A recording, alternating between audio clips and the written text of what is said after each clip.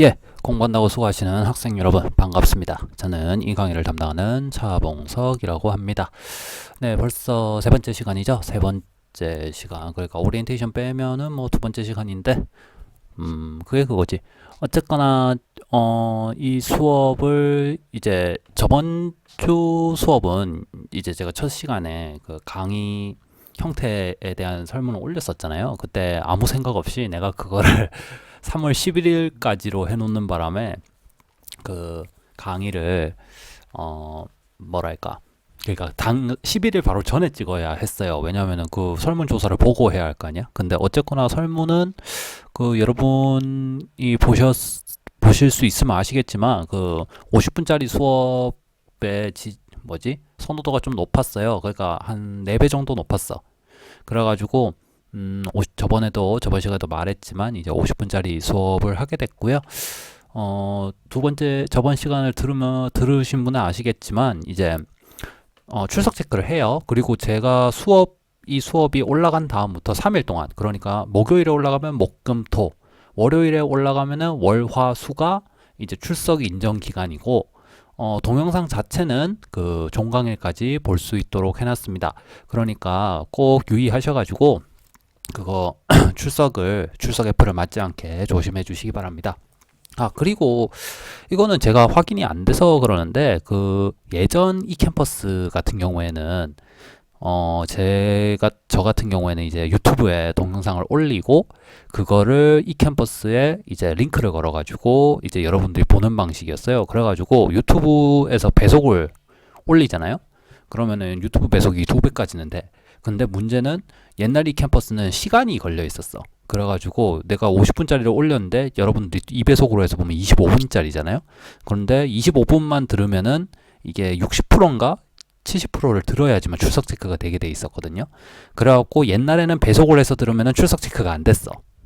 근데 이번 거는 배속을 올려서 해도 아마 출석 체크가 될 거예요. 저 같은 경우에는 제 동영상을 이제 한번 이제 완성본을 만들고 나면은 이제 어디서 뻘짓한 거 없는지 이제 한 번쯤 되돌아보거든요. 그리고 다른 사람한테도 보여주고, 그렇게 할 때, 저 같은 경우에는 1.8배속, 1.7배속 정도를 해놓고 봅니다. 그러면은 이제 제가 하는 말이, 이거 있잖아요. 자기가 말하는 거 찍어본 학생은 알겠지만, 내가 말하는 속도가, 내가 실제로 말하는 속도보다 약간 빨라요. 그러니까 본인이 생각하기에 본인의 말 속도가 실제로 말을 하는 속도보다 약간 더 빨라. 그렇기 때문에 저 같은 경우에 지금 되게 제가 이 비대면 강의 맨 처음 찍을 때 학생들한테 이제 말이 되게 빠르다는 말을 들어서 좀 의식적으로 말을 좀 천천히 하고 있는데 그래도 좀 빨라요. 그런데 이제 저 같은 경우에는 제가 어떤 속도로 말하는지 이제 감이 있잖아. 스스로 직관을 하고 있잖아. 그러니까 1.7배속 아마 딱 내가 말하는 속도인 것 같아. 그래갖고 저는 1.7배속으로 보통 듣습니다. 혹시 여러분도 배속해가지고 들었는데 이제 출석 체크 되면은 그냥 배속해서 들으시면 돼요. 원래 인강이라는 거 배속해서 다 듣는 거야. 안 그러면은 여러분이 만약 공무원 강의 같은 거 듣는다고 생각해봐요. 국어가 막 70강, 90강씩 돼. 그러면 그거를 1배속으로 해놓으면 어느 세월에 다 듣겠어. 그러니까 이제 배속을 걸어도 이제 듣는데 별로 지장이 없는 학생들은 그냥 배속을 걸고 들으셔도 됩니다. 물론 있죠. 인터넷에 떠도는 말에 의하면은 모 학교에서는 이제 프로그램 무슨 앱 같은 걸로 이제 폰으로 볼 수 있었는데 앱 같은 걸로 하면은 배속을 15배속까지인가 걸 수 있었대. 그래가지고 1시간 강의가 몇 분 만에 끝나도록 이렇게 해가지고 걸리었다는 그 이야기가 있었잖아요. 에타가 돌잖아. 그러니까 뭐 그 정도까지는 안 하겠지. 설마 그런 수고가 있겠어 이 수업에. 어쨌거나 그러면은 저번 주에 이어서 수업을 한번 시작해 보도록 하겠습니다. 그 저번 주에 못했던 거 좀 먼저 하도록 할게요. 그러면은 잠깐만요. 네, 저번 주 수업 기억나시는지 모르겠지만 마지막으로 했을 때 이제 정의에 관해서 했어요. 그래가지고 어떤 것까지 했었냐면은 이제 정의의 6가지, 정의를 자기가 여러 가지 의미가 있잖아요. 개념이 여러 가지 의미를 가지고 있는데 그 중에서 이제 내가 필요한 의미가 딱 있어. 그럼 그 의미를 콕 집어서 정해주는 걸 정의라고 하는데, 그 정의를 만들 때 고려해야 할 6가지 사항에 대해서 마지막으로 살펴봤습니다. 그리고 원래 같으면 이걸 해야 됐어요. 자, 들어가기 전에는 먼저 보죠. 보기의 문장과 같은 의미의 문장은 무엇일까요? 라는 건데, 자, 보기를 봅시다. 그 애는 안 빠지는 곳이 없다. 자, 원래 같으면 제가 이거 한 다음에 당연히 물어봤겠죠. 실강이었으면. 이 뜻, 인터넷에 좀 돌았었죠. 이거의 뜻은, 이 보기 문장의 뜻은 뭘까요? 1번, 그 애는 모든 모임에 빠진다. 2번, 그 애는 모든 모임에 참석한다. 자, 네. 글쎄요. 저 같은 경우에는 이거를 2번의 뜻으로 많이 썼어요. 야, 걔는 안 빠진 데가 없어. 하면은 온데 다 나타난다는 뜻으로 썼거든요. 근데 이제 그 국립국어원에 이게 한번 들어갔었죠. 그래가지고 그 국립국어원 트위터가 돌았었는데, 이런 거지. 이 보기 문장의 뜻은 1번입니다. 왜 그런지 한번 살펴볼게요. 그 애, 어떤 애가 있다는 소리죠. 그 애가 있는데 안 빠진다는 거는 참석한다는 거겠죠? 그러면은 요걸 바꿔서 하면은 그 애는 참석하는 곳이 없다예요. 그러면은 이거는 뭐냐?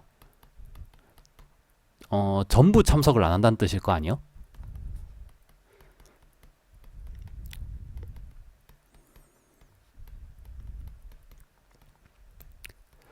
그러니까 그 애는 모든 모임에 빠진다라는 것이 이 보기 문장의 의미가 되는 거죠.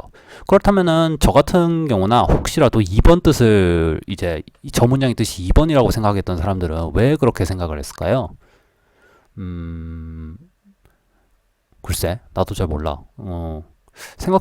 천천히 생각해보면 1번 뜻이라는 걸 아는데 그냥 관습적으로 요게 2번 뜻이라고 생각을 하고 썼던 것 같아. 그러니까 야, 걔는 참 빠지는 데가 없다. 빠지는 데가 없다라고 해야지 원래 맞는 거였는데, 이제 이중부정 같은 경우, 우리나라 말에서 이중부정이든 다른 나라 말에서 이중부정이든, 이중부정은 그 의미의 강조를 나타내잖아요. 그러니까 내가 보기에 이중부정의 어떤 문법적 의미는 생각 안 하고 그냥 강조의 의미로만 쓴 거야. 이중부정을. 걔는 안 빠지는 데가 없어, 이런 식으로. 그래갖고 걔는 모든 곳에 참석한다, 뭐 이런 느낌으로 썼던 거지. 어쨌거나 오늘 해야 할, 그러니까 저번 시간에 해야 했지만 못하고 지금 해야 할 오늘의 그 대상 주제는 명제입니다. 한번 볼게요.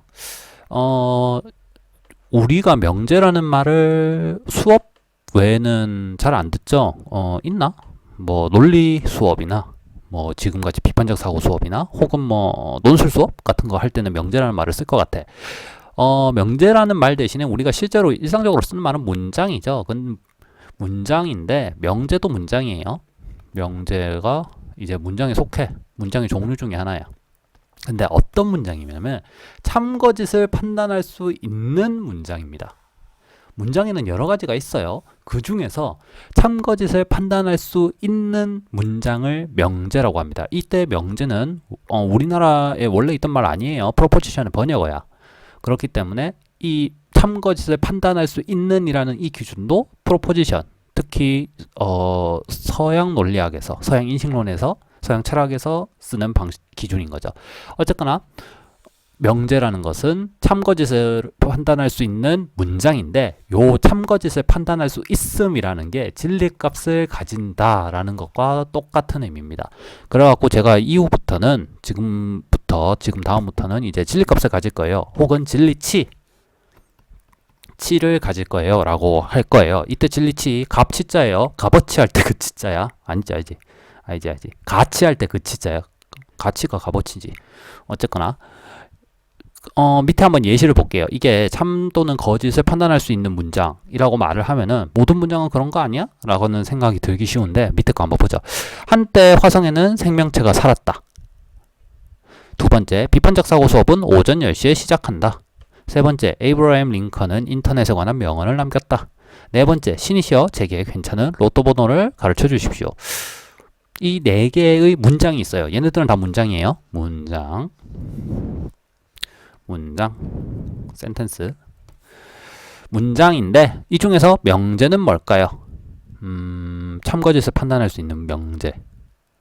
네, 제가 이렇게 물어보면은 이제 보통 이거를 많이 골라요. 그리고 요것도 많이 골라. 그래갖고 헷갈리는, 근데 이건 아니라고 생각을 해. 그러면 얘가 문제겠지. 자, 우선 봅시다. 2번. 비판적 사고 수업은 오전 10시에 시작한다. 라는 거는 참고지에서 판단할 수가 있어요. 실제로 오전 10시에 시작하면은 이 문장은 참일 것이고, 참인 문장일 것이고, 즉 참인 명제일 것이고, 오전 10시에 시작 안 하면 거짓인 명제겠죠. 지금이야 뭐 비대면이니까 오전 10시에 시작하는지 안 하는지가 별로 의미가 없는데, 여러분들이 실강이었으면은 이거를 확실하게 명확하게 확인해 볼 수가 있었겠죠. 두 번째 거 우리 봤었죠. 그 모든 걸 믿지 말래. 인터넷에서 그 사진하고 인용문 있다고 해서 다 믿지 말라고 링컨이 말을 했었죠. 링컨은 인터넷에 관한 명언을 남겼다. 실제로 남겼으면 참일 것이고, 남기지 않았으면 거짓일 겁니다. 요 두 개는 명제라고 불러도 될 것 같아요. 자, 그런 다음에 네 번째 거 한번 보죠. 신이시여 제게 괜찮은 로또 번호를 가르쳐 주십시오. 라는 거는 참거짓을 판단할 수가 없죠. 실제로 가르쳐 줬다면은 이 명제가 참이고, 뭐 안 가르쳐 줬다면 거짓이다. 이런 식으로 말을 할 수가 없는 거예요. 이거는 뭐 기원문, 청유문이라고 하죠. 뭐뭐 해주세요라고. 그런 거죠. 즉 문장, 우리가 말하는 여러 가지 말들에는 참거짓이라는 걸 판단할 수도 말 되게 안 되네. 참거짓을 판단할 수 있는 애들도 있고 없는 애들도 있어요. 그러니까 한 문장 하나를 이렇게 따로 떼서 보면은 그런 종류가 있다는 거를 우리가 알 수 있습니다. 참고로 요거 저번 시간에 말을 해줬는데, 비판적 사고나 서양 인식론이나 웬만한 논리학에서는 참거짓을 판단한다고 했을 때 참인 것과 거짓인 것의 기준이 뭐냐면 현실하고 똑같냐예요. 그러니까 눈은 희다라는 문장이 있다고 쳐봐. 눈은 희다. 스노우 이즈 화이트. 눈은 희다. 이거 명제예요. 참거짓을 판단할 수 있어. 이 명제가 참이려면은 실제로 눈이 왔는데 그 눈이 하얀색이면 돼. 그 하얀색의 기준이 뭐 어떻게 되느니, 하얀색이 정확한 정의가 뭐니 이런 거 생각하지 말고 우선 눈은 희다라는 말이 실제로 눈이 흰 현상을 가지고 있으면, 그런 것이 실제로 있으면은 얘는 참입니다.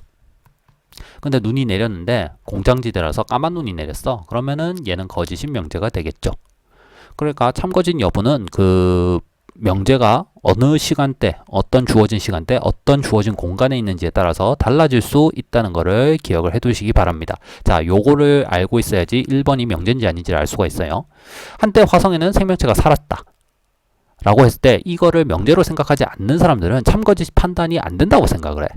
근데 잘 생각해 보면은 우리가 이제 기술이 이후에 훨씬 발달해가 지금 열심히 기술 발전하고 있잖아. 그 비트코인 많이 넣으셨던 그 형님께서, 그 전기차 만드는 형님께서 열심히 로켓을 쏴 올리고 있잖아. 그래가 천문학자들한테 욕을 먹고 있잖아요.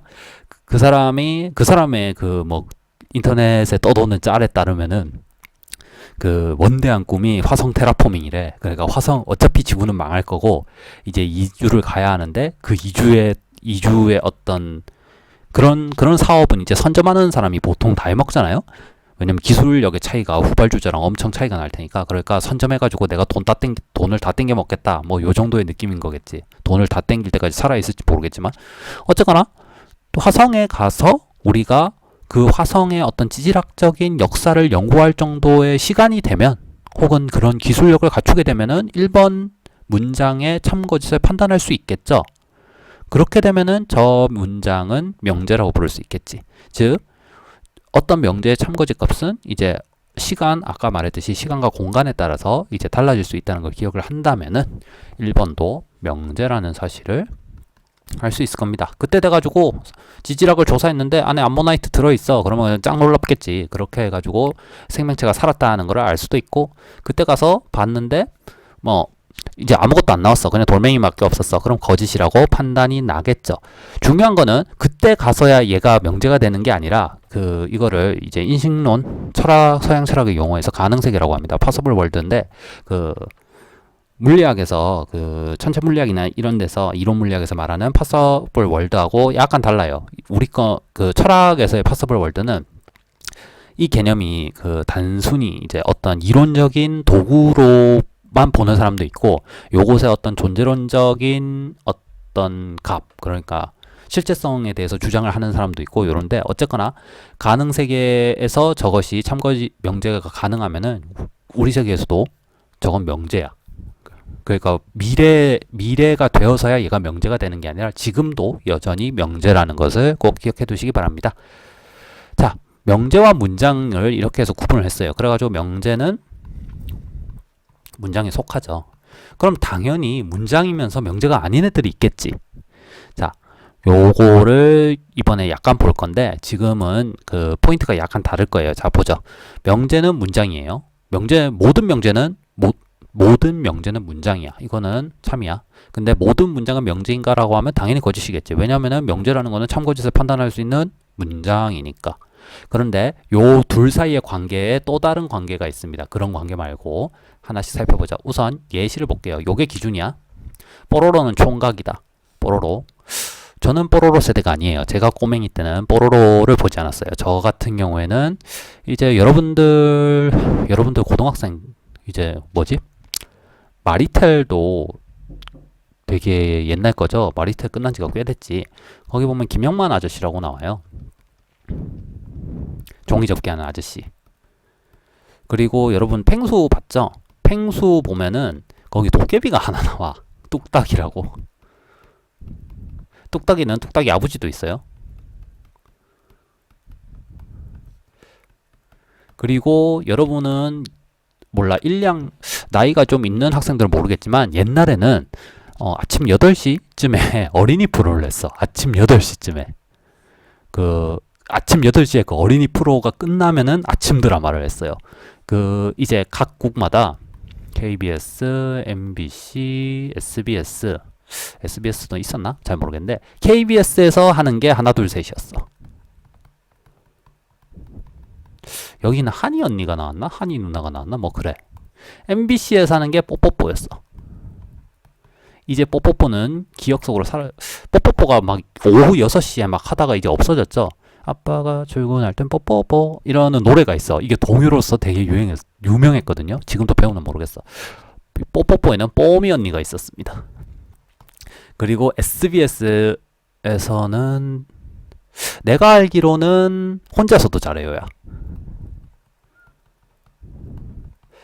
아, 확실하지 않아. 잠깐만요. 한번 확인해보고 올게요, 제가. 예, 확인해보니까 혼자서도 잘해요가 SBS 게 아니라 얘도 KBS 거고 EBS에 딩동댕 유치원이 있어. 유치원. 여기에 이제 뚝딱이랑 뚝딱이 아저씨가 나오거든요. 어쨌거나 제가 꼬맹이 때는 이런 걸 보면서 자랐어요. 그래서 뽀로로를 몰라. 나는 뽀로로가 이제 뽀로로에 관심이 없을 때 뽀로로가 되게 유명해졌어. 어쨌거나 중요한 건 그게 아니라 뽀로로가 총각이라는 사실입니다. 여자친구는 있나? 그 뭐지? 분홍색 곰이 여자친구인가? 잘 모르겠어. 분홍색 곰 약간 인터넷에 밈으로 돌아다니던데 요래갖고 요렇게 생긴 애죠. 분홍색. 어쨌거나 뽀로로는 총각이라는 기준 문장이 있습니다. 자, 그러면은 1번과 2번의 관계를 보죠. 2번 뽀로로는 결혼하지 않은 남자이다 라는 것은 이제 같은 문장일까요?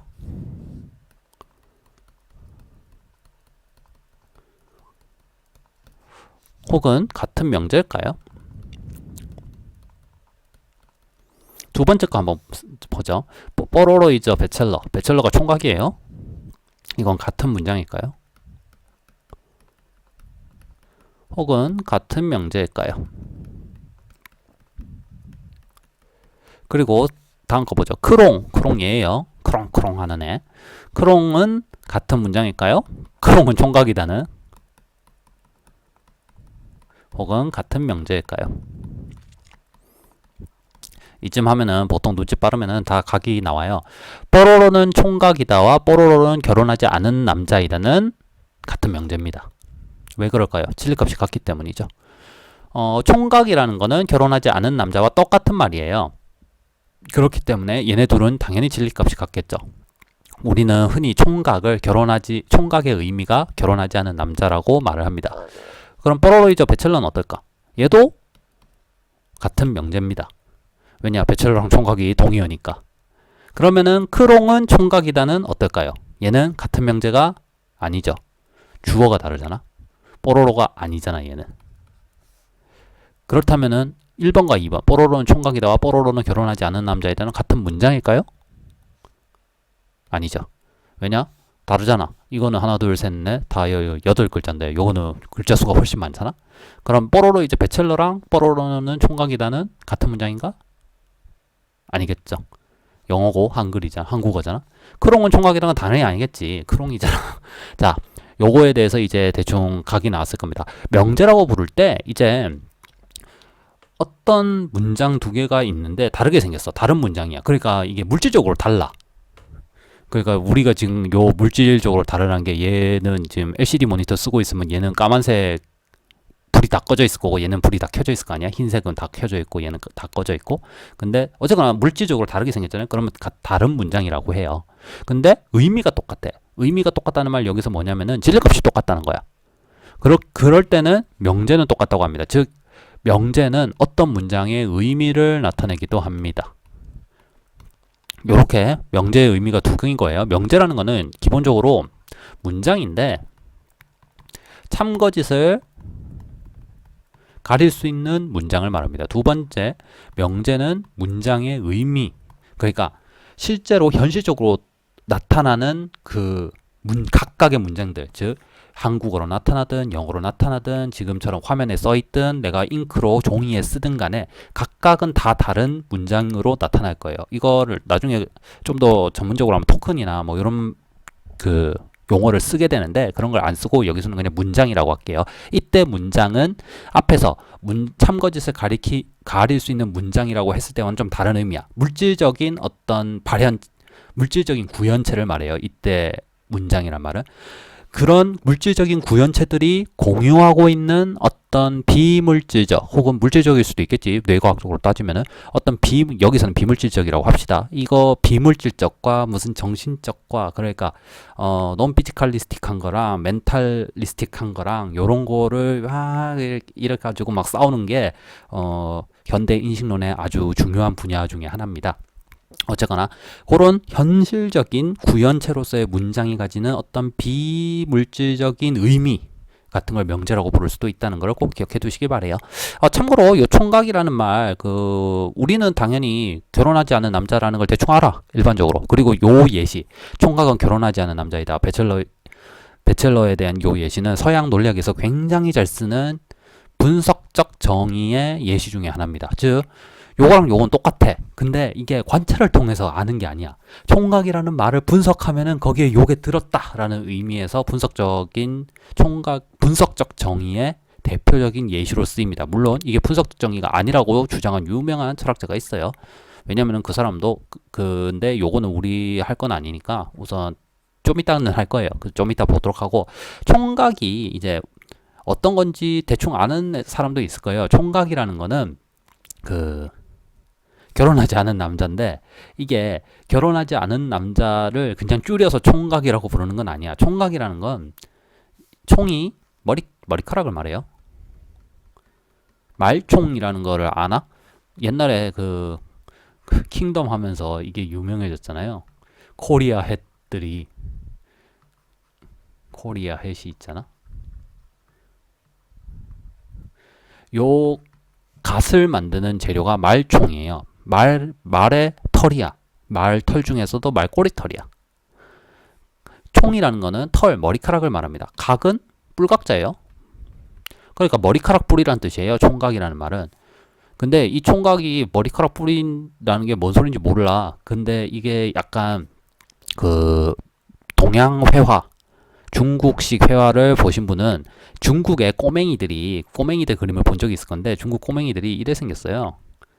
얘네들은 가운데 가르마를 텄어. 그리고 여기를 묶어갖고 머리를 이런 식으로 해놨어. 남자애들을. 무슨 중국 회화 같은 거 찾아보면은 요걸 볼 수 있어요. 잠깐만요. 제가 한번 찾아서 가지고 와볼게요. 예. 보시면 요거 있죠. 요겁니다. 고음으로 넘어가 버렸네. 저렇게 생긴 거를 총각이라고 불렀어요. 그 머리카락으로 만든 뿔이란 거지. 근데 저거를 하고 저 머리 스타일을 할 수 있는 애는 결혼하지 않은 남자애였어. 그렇기 때문에 저 결혼하지 않은 남자를 총각이라고 부른 거야. 그 가끔 저게 머리 스타일이라는 거를, 저 총각이라는 말이 머리 스타일에서 왔다는 거는 알고 있는데 저게 구체적으로 어떤 머리 스타일인지는 모르는 사람들도 있어요. 왜냐면 우리나라에서는 그 결혼하는 남자애들은 머리 스타일을 어떻게 했냐면은 여자애랑 똑같이 했어. 그러니까 머리를 이래 따가지고 다녔어. 걔네도. 맹꽁이 서당 같은 거 본 적 있나? 맹꽁이 서당 같은데 보면은 요래 가지고 머리를 요래 그려요. 요거 댕기라고 하죠. 댕기머리. 댕기머리 샴푸도 있잖아. 우리나라에선 요렇게 하기 때문에 요거 이름이 총각이라고 생각하는 사람이 있는데, 총각은 이게 아니라 그 아까 중국식 그 머리 스타일, 뿌까머리 있죠. 그 작은 만두머리. 그거 같은 걸 총각이라고 부릅니다. 그러고 우리가 총각무라는 거 요래 생긴 무잖아요. 요것도 그 머리 스타일이랑 닮아서 총각무라고 부르는 거예요. 자, 새로운 사실을 제가 가르쳐 드렸죠. 이번 수업에서 기억하실 거는 요 총각의 어원 정도면 됩니다. 중요한 건 이게 아닌데. 어쨌거나 지금까지 해가지고 명제와 문장 사이의 관계를 알아봤습니다. 지금부터는 명제의 종류들에 대해서 살펴볼 거예요. 이때 명제에 참거짓을 가릴 수 있는 문장이라는 거 꼭 기억해 두시기 바랍니다. 명제의 종류가 여러 가지가 있어. 뭐 단순 명제도 있고 복합 명제도 있고 필연 우연 명제, 사실 가치 명제 뭐 등등등이 있는데,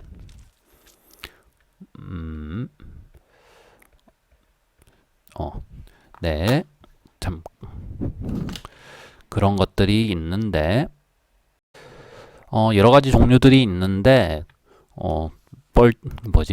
뻘하게 있다 보니까 이게 시간이 별로 없어갖고 빨리 좀 해야 될 것 같아요. 중요한 거는 단순 명제와 복합 명제 요 두 개입니다. 요거가 어떤 인식론적으로 논리학적으로 중요한 종류들이에요. 단순 명제라는 거는 주어를 꾸며주는 수어 하나하나씩 있을 때 단순 명제라고 부릅니다.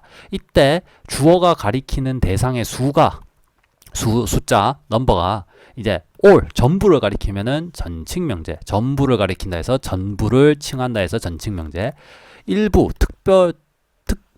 특별한 부분만 칭한다 해서 특칭명제, 단칭명제, only one을 칭한다 해서 단칭명제. 요 세 가지가 있어요. 이건 주어의 수에 따라서 나누는 거예요. 그래서 예시를 한번 보죠. 모든 불곰은 러시아에 산다. 불곰. 러시아에서는 곰과 사람을 구분하지 않는다고 소련 여자가 그랬어요.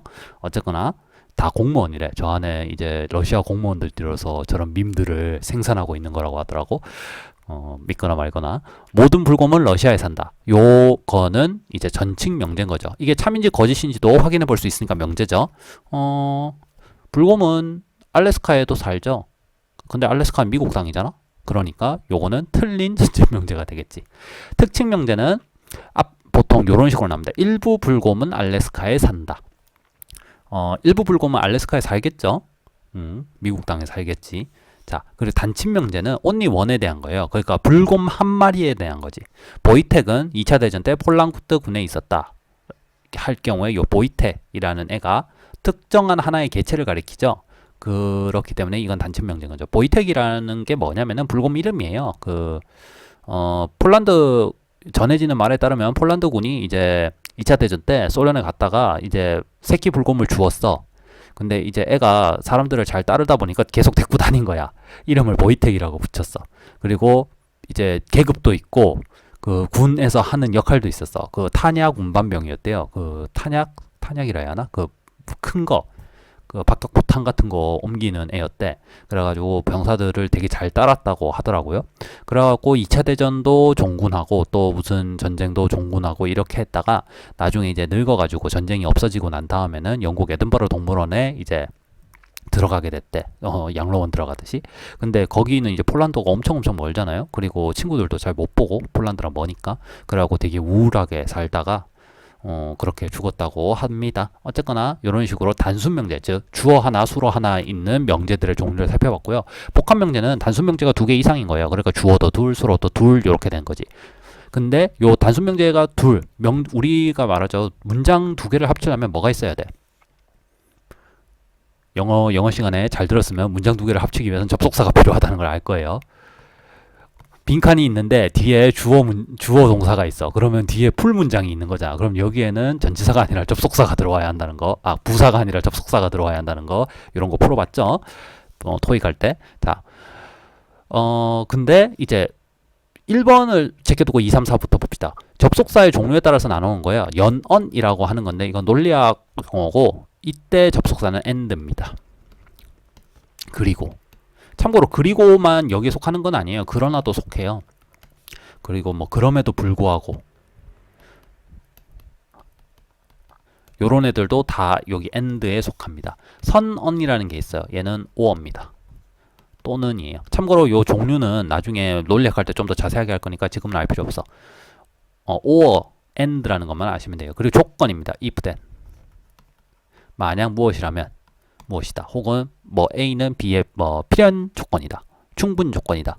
요런 것들은 직관적으로 우리가 문장이 명제가 두 개라는 걸 압니다. 불곰은 다리가 4개이고 키가 크다라는 두 문장. 불곰은 불이거나 곰이다. 이거나 또는이죠. 고 같은 경우에는 그리고의 고예요. 그리고 조건 명제. 불곰이 불이라면 따뜻할 것이다. 이런 식으로 두 개의 명제가 합쳐져서 이제 복합 명제를 이루는데 특이한 거는 이거예요. 부정 명제도 복합 명제입니다. 불곰은 토끼가 아니다. 근데 우리가 보기에는 요 주어 하나잖아. 토끼가 아닌 거 수로도 하나잖아. 그러니까 얘가 단순 명제 아닌가라고 생각할 텐데 그 논리학에서는 이걸 어떻게 보냐면은 불곰은 토끼다가 하나 있고 이것은 거짓이다. 라는 문장이 하나가 있어서 얘네 두 개가 합쳐지면 이렇게 된다고 봐요. 그렇기 때문에 부정명제 나중에 논리학기로 쓰면은 뭐 요래 쓰거나 요래 쓰거든요. 요거는 그래서 그때는 이제 복합명제의 그 정의가 뭐냐면은 논리 연산자 연결사를 가지고 있는 명제는 복합명제라고 봅니다. 그렇기 때문에 부정문은 복합명제에 들어가죠. 요거를 기억해 두시면 되겠습니다. 나머지 애들은 직관적으로 보면 알기 때문에. 그 다음에 필연명제하고 우연명제가 있어요. 필연명제는 어떤 필연적인 내용, 논리적 귀결에 대해서 말을 하고 있는 거고, 우연명제는 관찰을 통해서 이제 참거짓을 가릴 수 있는 그런 명제들을 말합니다. 모든 곰고기는 곰으로 만든다 라는 건 필연명제죠. 곰고기라는 걸 관찰해가지고 곰인지 아닌지 확인해보는 거 아니에요. 그러니까 이런 거 있지. 소고기라고 팔았는데 사실 소가 아니었다. 요런 차원의 의미가 아니야. 명제를 갖고 하는 거는 그 관찰을 갖고 확인해보는 게 아니라 논리적인 측면에서 곰고기는 곰으로 만드니까 곰고기라 하는 거야. 어떤 고기를 파는데 걔가 곰고기라고 팔았는데 사실은 뭐 말고기였다. 요런 느낌이 아니에요. 곰고기는 곰으로 만드니까 곰고기라는 이름을 쓰는 겁니다. 그렇기 때문에 요거는 필연명제예요. 어떤 곰은 보드카를 마신다 라는 건 어떤 곰이라는 주어 안에 보드카를 마신다라는 흔히 말하는 속성이라 하거든요. 어트리뷰트가 들어있질 않아요. 그렇기 때문에 얘는 관찰을 통해서만 참거짓을 판단할 수 있죠. 그래서 우연명제입니다. 모든 곰은 곰이거나 곰이 아니다 라는 거는 필연명제입니다. 왜 필연명제야? 이거는 논리적으로 무조건 참임 명제예요. 왜냐하면은 어떤 대상 A가 있는데 얘는 당연히 A거나 not A겠지. 둘 중에 하나야. 나중에 논리학하면 알겠지만 선언 명제 같은 경우에는 어느 한쪽이 참이면은 그 명제는 참입니다. 그렇기 때문에 요거는 필연적으로 참임 명제입니다. 그리고 모든 곰은 곰이 아니다. 곰은 곰이 아닌 것이다. 라는 거는 필연 명제입니다. 대신에 거짓인 필연 명제죠. 참 거짓은 요 필연 명제와 우연 명제의 종류를 나누는데 영향을 주지 않아요. 그거를 기억해 두시기 바랍니다. 자, 사실명제와 가치명제가 있는데 사실명제는 사실에 대해서 그러니까 현실 지금 사실이라는 개념도 되게 따지고 들어가면은 복잡하게 할 수 있거든요. 근데 여기서는 되게 일상적인 의미만 생각해 봅시다. 사실이라는 거는 우리가 직접 눈으로 경험적으로 확인할 수 있는 그런 사태들을 말해요. 실제 사태들. 리얼한 애들. 가치명제라는 거는 좋다, 나쁘다, 뭐 예쁘다 이렇게 인간적인 어떤 내용이 들어간 거를 가치명제라고 부릅니다. 불곰은 200kg이나 나간다 라는 거는 솔직히 단위라는 것이 인간의 인간만이 쓰는 척도니까 가치명제 아니에요 라고 말할 수도 있겠는데 여기서는 사실명제라고 해요. 저울에 달았을 때 그 저울에서 나타난 수치를 말하는 거니까 여기선 사실명제. 그 불곰은 꿀을 매우 사랑한다 라는 거는, 곰들은 몰라 꿀을 실제로 좋아한다고는 하는데, 막 곰돌이 푸를, 여기선 푸를 생각해보자. 푸는 꿀을 되게 좋아하잖아. 그때 곰은 그러니까 여기서 사랑한다 라는 말이 들어갔죠. 인간적인 내용이에요, 참고로. 그래서 얘는 가치명제. 깜짝 놀랐다 같은 건 어떨까요? 이거는 사실인지 아닌지 되게 알기 힘들겠죠. 만약 우리가 불곰의 어떤 행동을 보고 걔가 깜짝 놀랐다라고 말을 한다면은, 우리는 그 인식론 그 뭐라 해야지, 서양 철학의 어느 한 분야에서 이제 행동주의라는, 행화주의라는 그런 입장을 지지하게 됩니다. 물론 우리가 감정이입을 해가지고 깜짝 놀랐다라고 우리가 느낄 수도 있겠죠. 그럴 때 얘는 사실일 수도 있고 가치일 수도 있겠죠. 우리가 행동주의를 지지한다면 얘는 사실명제겠지. 아니라면 가치명제일 거고. 불곰은 어려운 사람들을 위해서 기부를 해야만 한다. should, 뭐 have to, must 같은 거 뭐 해야만 한다 라는 거는 그 당위를 말하는 거거든요. 당연히 그래야 한다라는 거, 당위를 말하는 거기 때문에 가치명제입니다. 불곰 가죽은 좋은 가죽이다. 좋은 가치입니다. 곰돌이푸는 재밌는 영화이다. 가치입니다. 사실명제가 별로 없었죠. 자, 요렇게 해가지고 명제들의 종류를 살펴봤습니다. 다음으로 살펴볼 거는 이제 나중에 좀 글쓰기 할 때랑 이제 이어지는 건데, 우선 여기서 잠깐만 살펴보고 가도록 할게요. 텍스트 분석에 대해서 저번 시간에 했었어요. 텍스트 분석을 할 때 우리가 저번 시간에 할 때 텍스트 분석에서 대해서 말을 했는데, 텍스트 분석할 때 우리가 이런 점 때문에 텍스트 분석이 잘 안 된다라는 거를 말을 했었거든요. 그게 불성실한 독해, 뭐 반성 없는 독해, 뭐 이런 것들 세 가지가 있었죠. 그래갖고 정작 텍스트 분석을 어떻게 해야 하는지 말을 못하고 끝났어. 그러니까 여기서 하도록 하겠습니다. 텍스트 분석, 여러분들이 책을 읽거나 도표를 분석하거나 뭐 여러 가지가 텍스트 분석에 속할 수 있는데, 여기서는 대표적으로 그냥 책을, 말 그대로 텍스트를 이제 분석하는 방법을 살펴볼게요. 기본적으로 글의 구조를 파악을 해야 합니다. 서론, 본론, 결론이 나눠져 있는 책들도 있고 없는 것도 있어요.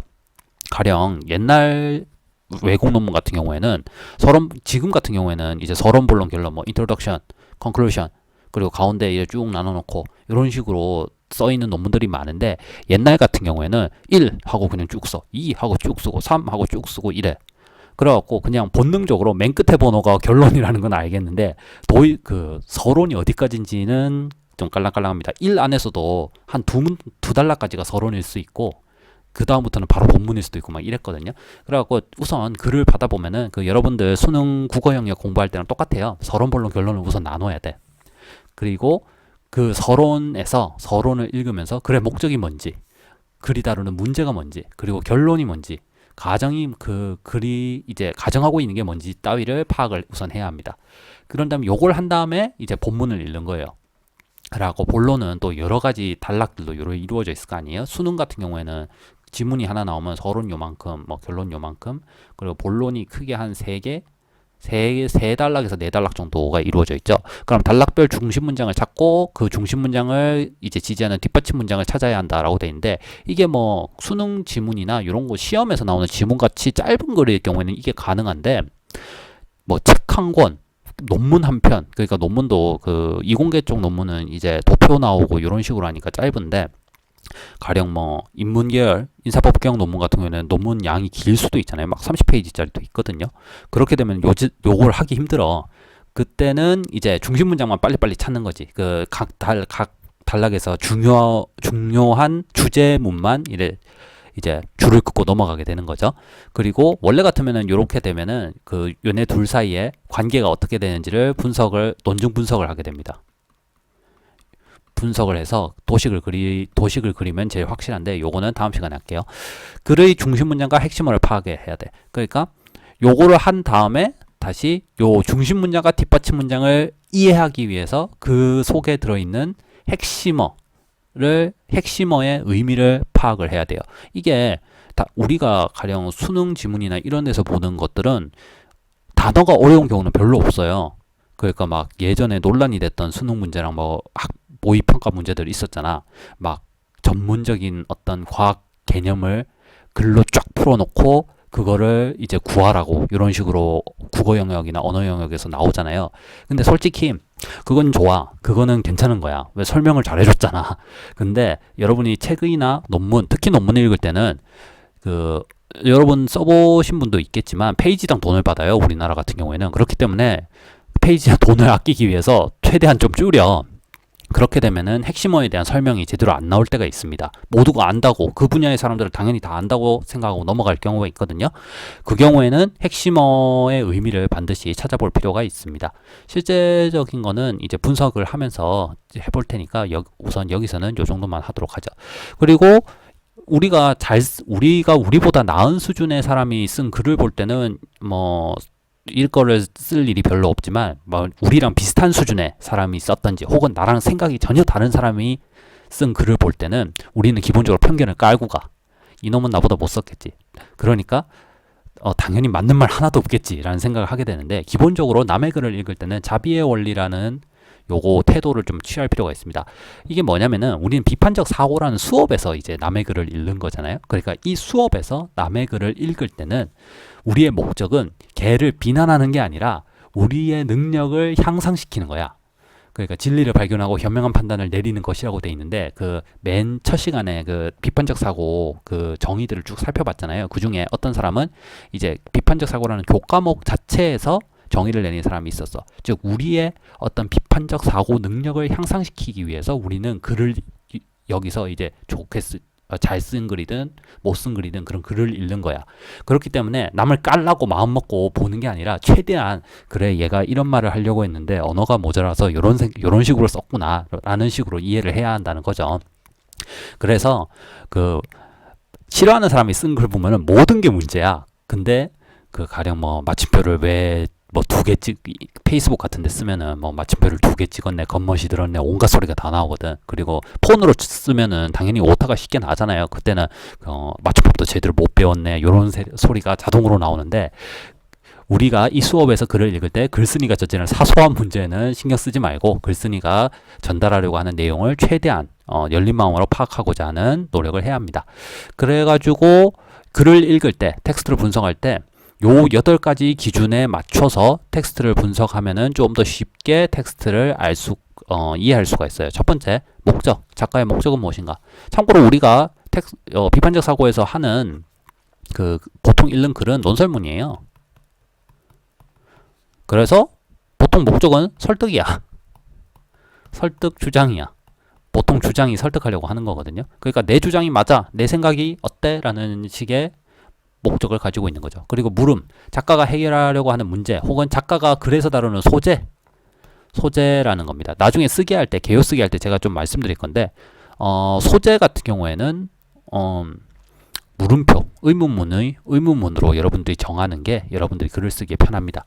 그리고 가정이 있어요. 그러니까 작가가 설정한 가정은 무엇인가 라는 게 있는데, 일반적인 글에서는 잘 안 드러나는데, 여러분들이 어떤 그 논문이나 전문적인 글을 보면은 여러분들이 전공하는 학문 안에서도 그 생각의 조류가 여러 가지가 있을 거예요. 그래갖고 한 가지 문제에 대해서 여러 가지 조류에서 요걸 살펴볼 때가 있거든요.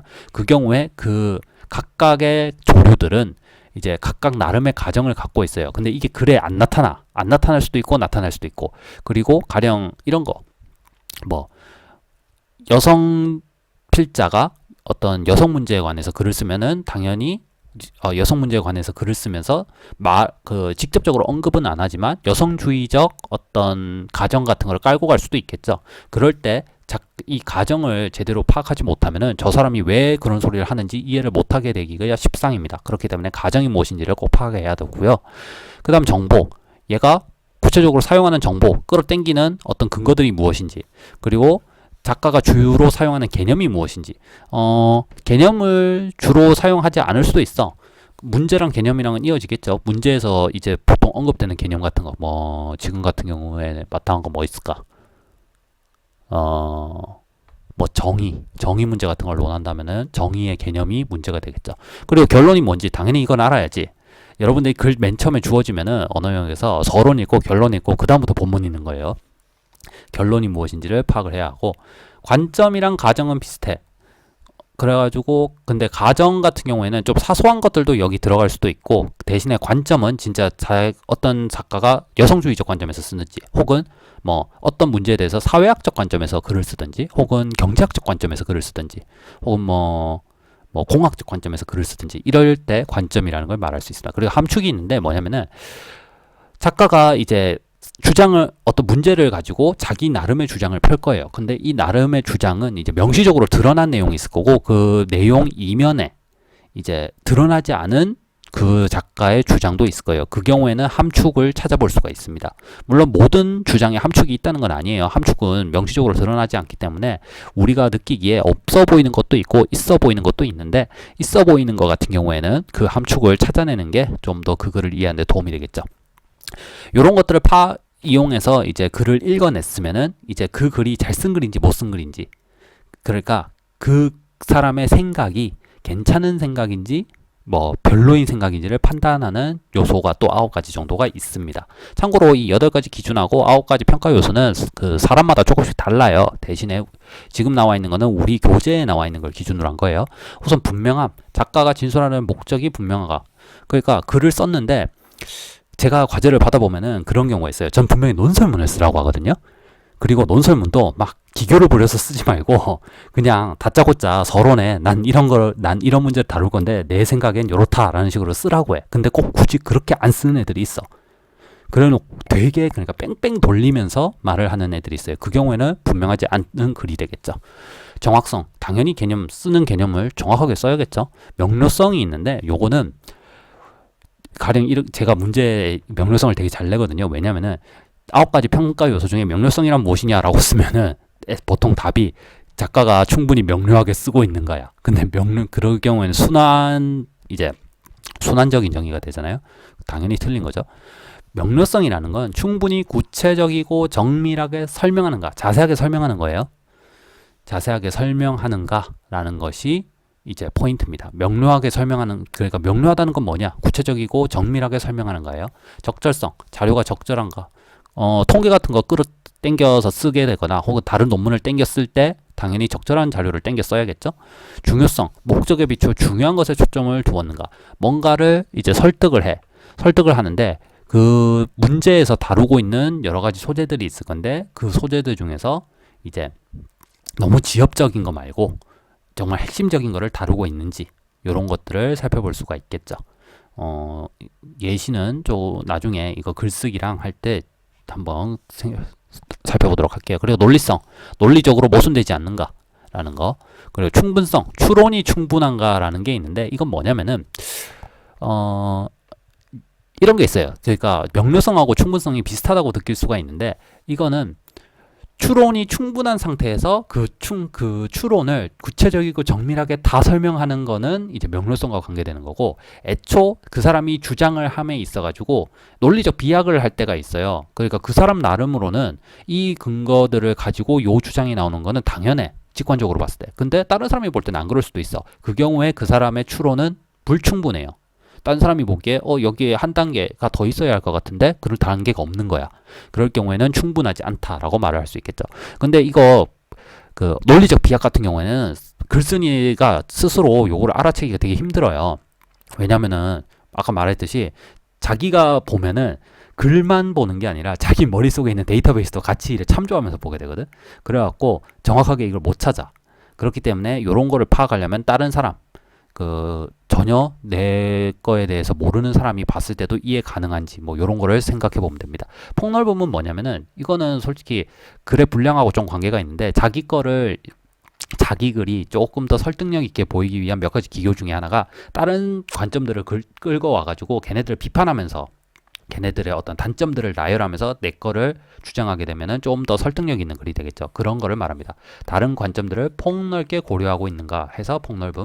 깊이라는 건 뭐냐면 내가 어떤 문제를 다루는데 표면적인 현상만을 다룰 수가 있어.